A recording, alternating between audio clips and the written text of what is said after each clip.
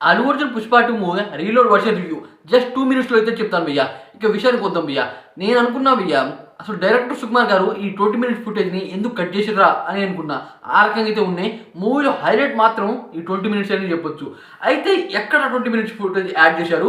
అసలు ఎక్కడ ఏమేమి ఉన్నాయి అనేది మాట్లాడుకుందాం. First of all Japan fight భయ్యా. జపాన్ ఫైట్‌లో సముద్రంలో పడేదాకా చూపించారు. తర్వాత ఏం జరిగిందో చూపియలేదు. అదైతే మనకి క్లియర్ కట్‌గా అయితే చూపిస్తారు. దాని తర్వాత భయ్యా మనకి సెకావ్ సార్‌ని కమెడియన్‌గా అయితే చూపిచ్చారు. ఇది నాకైతే నచ్చలేదు.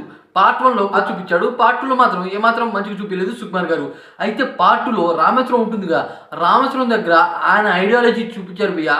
ఒక రేంజ్‌లో చాలా కిలాడిలా అయితే చూపిచ్చారు.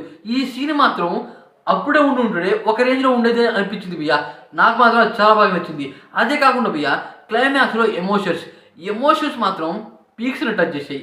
ఎవరినైనా సరే ఏడిపిస్తాయని అనిపించింది.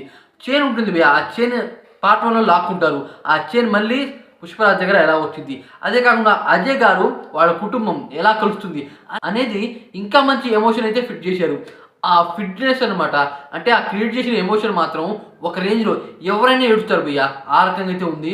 అదే కాకుండా సిండికేట్ మెంబర్స్తో ఒక డీల్ అయితే ఉంటుంది. ఆ డీల్ మాత్రం ర్యాంప్ ఉందని చెప్పొచ్చు. ఒక రేంజ్లో ఉంది భయ్యా. అసలు పుష్పరాజ్ ఈ రకమైన యాక్టింగ్ చేశాడా అని మనకే అనిపిస్తుంది. అంటే పార్ట్ 2లో ఉన్న దానికన్నా ఈ 20 మినిట్స్ ఫుటేజ్‌లో ఉన్నది ఒక రేంజ్‌లో ఉందని చెప్పొచ్చు.